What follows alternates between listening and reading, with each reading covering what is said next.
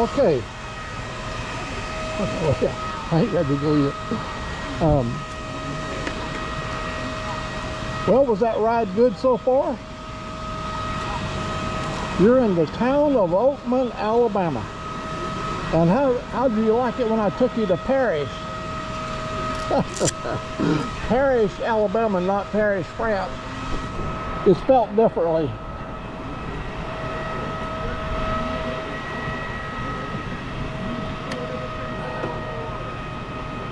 Now if I could only find neutral. Uh-oh, missed it. There it is, right here. Oh. Well, hello to my fellow YouTubers. And you know who you are. I've got a big list of guys and girls that like to ride bikes, and I just love it. I get up in the morning, I go to their channel, I watch their movies, I stay up late at night, I watch their movies. I was watching Red Ryder yesterday up in Vancouver, British Columbia, and she had run out there away from town a ways, and she had discovered a road that she hadn't run on, and she wanted to know where it was going to go, and she followed it. That is one of the things I've always loved about adventure, going out looking for a new road to see where it goes, and not care. You know, I mean, it may turn out to be a beautiful road. You may end up at a dead end, have to turn around and come back like she did. But it's all fun. I watch so many good bike riders. Of course, down in Florida, you got the Shade Tree Surgeon. The difference between me and the Shade Tree Surgeon is he's got all them beautiful women around him all the time. And anyhow, we went out on an adventure today. I saw Ray Gregory over there in Georgia. He was out there on a road riding, and he went over to the Nut House over there at the place to get him some pecans. And you know, every day life can be an adventure. You never know what kind of adventure. You might be just going out for a ride to get you a bag of pecans, or going to the Nut House, as Ray Gregory says, or you may be on an adventure across America like the Saddle Tramp, or doing something kind for society like Shade Tree Surgeon and the folks down there with the Forgotten Angels. My gosh, what a worthwhile cause that they have going there.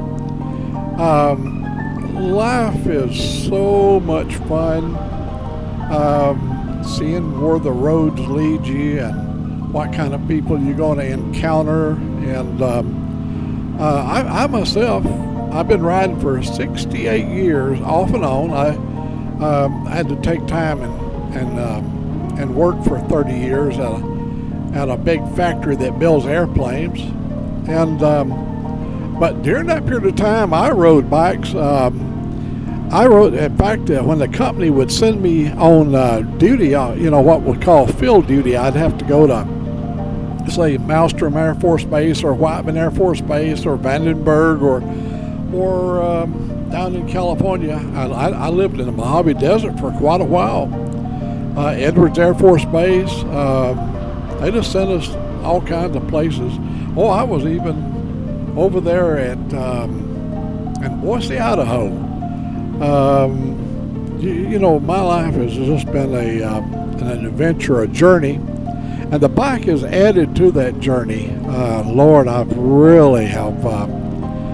have really lived a good life. The bike has really gave me a lot of joy.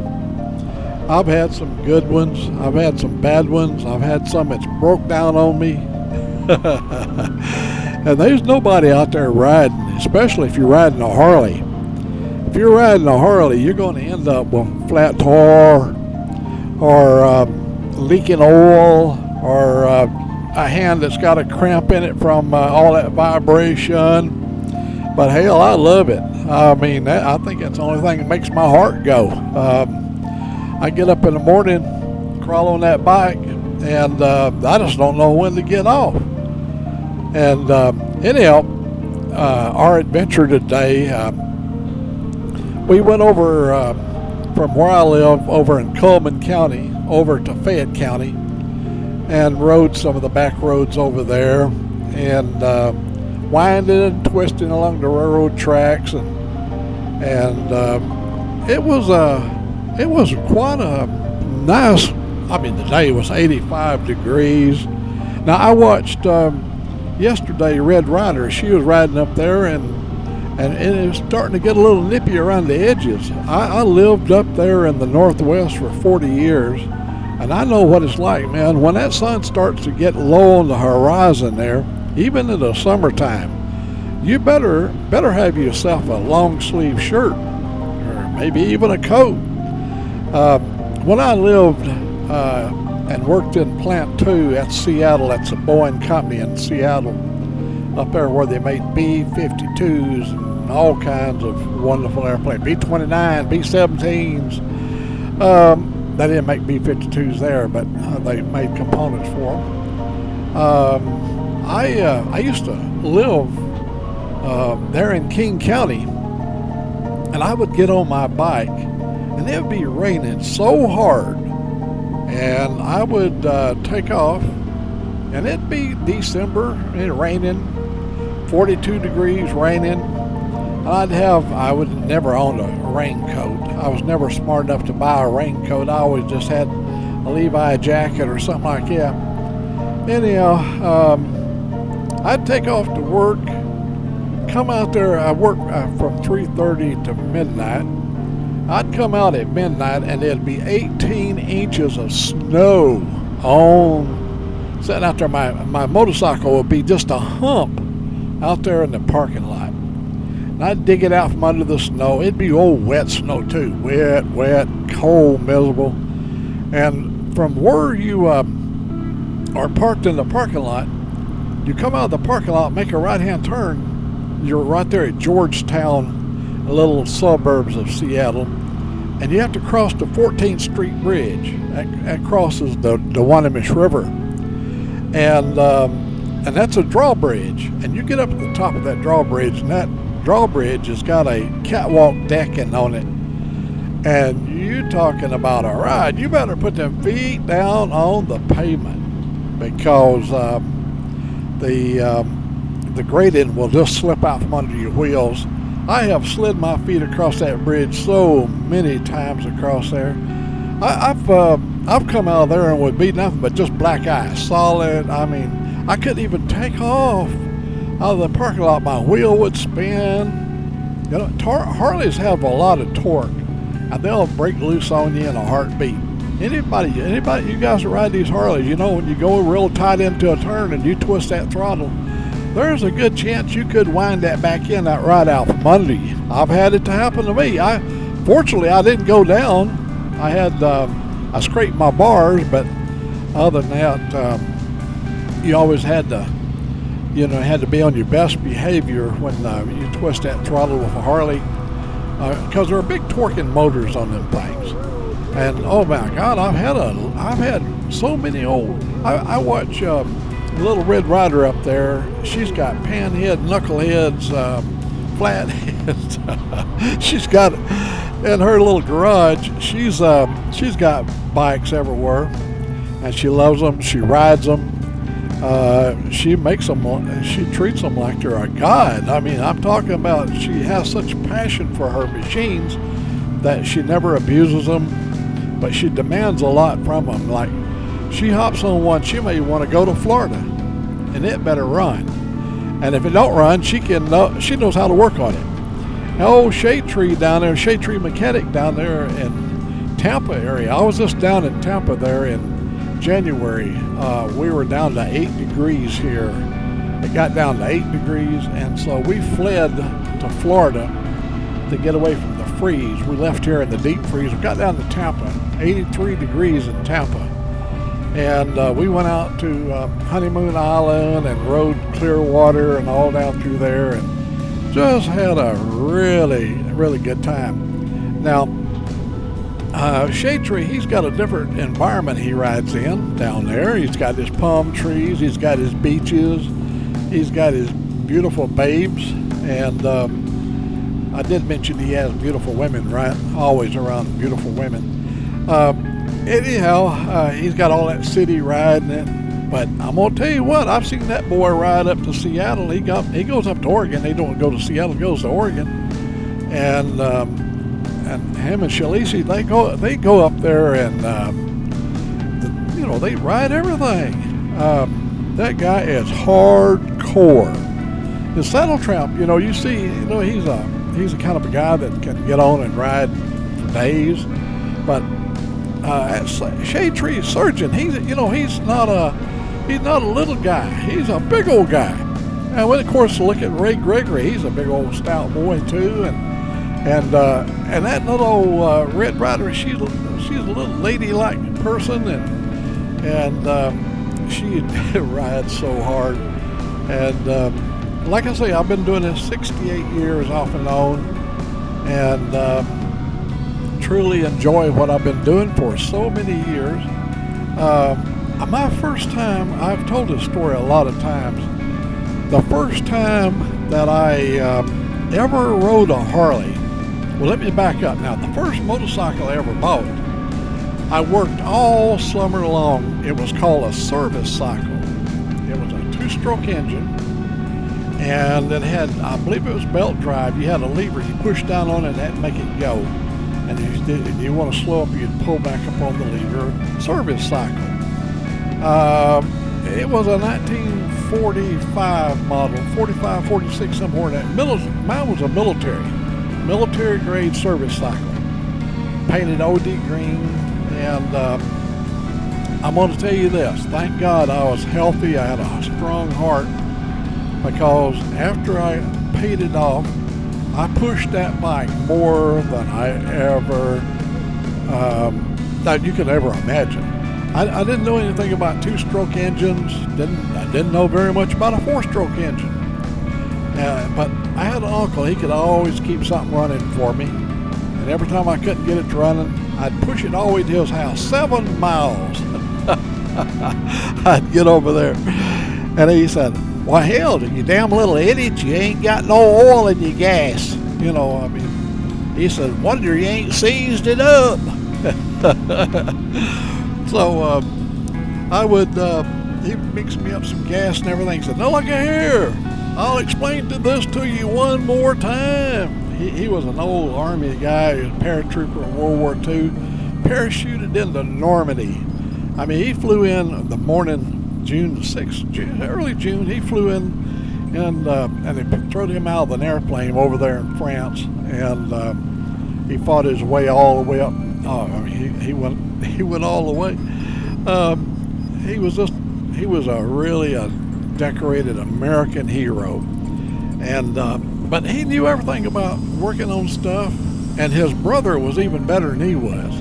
But his brother was always too busy on projects, so we always got my uncle to work on the old service cycle, and he'd get it running, and I would do something crazy, and I probably wasn't too careful about mixing oil or whatever, but that was my first bike that I owned.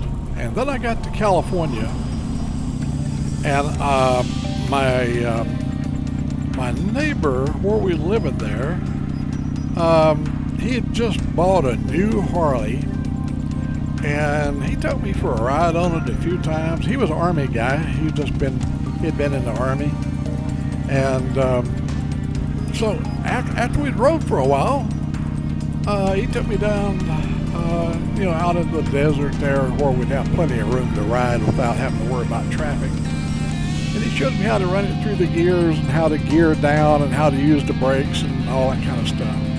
Well, we was out there in the desert, and he said, "Now, what I want you to do is I want you to take off down this road right here, and I want you to run it through all 4 gears, and then when you're ready to turn around, I want you to gear it down, turn around, come back, run through the gears, and when you're coming back to me, I want you to gear it down, come to a stop, and put it in neutral when you get stopped here. Well, that was really wonderful. He'd give me a minute and a half instructions there, so I'd take off. By this time, I knew that I could handle or do anything. So I take off, and I get up there and I did all the gearing down, went to turn around, and he never instructed me much about using the brakes while turning in sand, and of course I went down. And I was strong for a kid. For 16 years old, I was strong. I picked that sucker up off the ground, kick-started it, and run back down to where he was at. And he said, "You learned a lesson about turning around in sand, didn't you?" And then he used to let me go and buy cigarettes for him. He said, "Take the bike and go get me some cigarettes." And back in them days, nobody cared. I was only 16, but you could buy cigarettes anywhere. And so I would take off and go get him some cigarettes. And but we started that life of riding bikes right there. I was hooked. And then, of course, I owned all kinds of bikes. I bought, when I was stationed at Whiteman Air Force Base down there, I bought 2 crotch rockets, and a Honda and a Suzuki. But in the earlier years, I bought a 305 Dream, Honda Dream, had all them big old fenders and all that stuff on it. And then in the 60s there, I bought a couple of Yamahas. I bought another Suzuki. We always had all kinds of bikes. And then we had a chopper built in 1967. Loved that thing. My brother had it built in Kennewick, Washington. Then I got it off my brother. I traded him out of it. And the kid I traded it to, he had an 18-wheeler head-on, killed him and his girlfriend, so it was a tragic end to that bike. But we had a lot of great rides. We used to ride the Sturgis, 800 miles dirt road. There was no I-90 in those days, US 90. So, it was a different time back in them days. And in your saddlebag, you always had an inner tube and a patching kit and a pump and some tire tools there to break the tire down. And you always had something to drink, like some good whiskey there. Now, you didn't drink it to get drunk now. You drank it, you'd pour it on a snake bite. Because in those days, we didn't have motels, hotels, and none of that kind of crap. We just had, wherever you was along the Snake River or Missouri River or whatever, Mississippi, you would just crawl in under a tree and sleep. And usually we used to call going to sleep under a Tokay blanket. We'd buy that old cheap Tokay wine made by Gallo Brothers, Tokay, and that or Mad Dog. And we'd get what you call under a Tokay blanket. We'd suck that wine down. After you put about a fifth of that old Gallo's, that old Tokay down. Tokay was an old white wine. Then I started drinking port wine, and that was almost my undoing. But anyhow, bike riding's been really good. We had a great ride, and we ended up going to a carnival, and what a good time. It was Heritage Day in Barry, Alabama, car show, Southern style. Everything is Southern style. Then we went and eat at a little bar and grill there, a little grill that oh my gosh, it was good. I'm telling you, we just had ourselves a really, really good day. And I can feel the sun on my arms because it was really hot when we left and really, really hot when we got back. My old cooler, the old fan on the motor, was running pretty continuously there up in the hills. Now these roads we was on is winding and around and all that kind of stuff, and it was a pretty day just to be out. So all you great riders out there, man, you don't know how much pleasure you bring to me. And that little Red Rider, what a sweetheart. I mean, everybody loves her. and they love her riding, and they love her energy, and they love her style of doing stuff. All right, with that, we'll say you guys have a great evening. I hope y'all find this movie enjoyable to you. But the town of Barry is just up ahead, and it's a little place, way over in the western side of Alabama. And if you ever do come down to Alabama, come down and check out some of our little towns, and you'll find Southern hospitality is a real true thing. Most people just bend over backwards, and if you like to be called darling and honey, you got to stop at a Southern little grill cafe. Just stop in. I'll assure you, they will call you honey and darling. And I love it. I think just because I'm getting older, it reminds me of the days of my early youth. And you'd go to Birmingham and get a blue plate special, and over at Woolworth and Pizitz and several little old stores over there, department stores, they had these blue plate specials, and oh my God, all of them were just like cut from a cookie cutter. They all was darling and honey and sweetie pie. I love it. And so anyhow, come down and enjoy it. Now, this little town here has a festival that we did not know was going on, and we stumbled up on it. Just like Little Red Riding Hood, Little Red Rider, she's always discovering things, and we discovered this car show, and me and Angelique, we got out there and we just had a good time. Mingle with the folks. So many people turned out, and it's amazing what you can run across when you're just out and you least expect it. You end up in a little circus or a parade or a bull riding contest or go-kart racing or a car show. You never know what's going to be there. Well, I'll if I can find my way out of this place. I'm circling around trying to find a way back to the road there. I hope you saw that painting back there on the wall. You just run across stuff that you would never expect to see, and no matter where you're at, if you're in Sarasota, Florida, or in the Mojave Desert, or in the Pacific Northwest, or way up in New England, there's things to see. Just get out and do it. And when you do it, share it with us. Put your stuff on the video.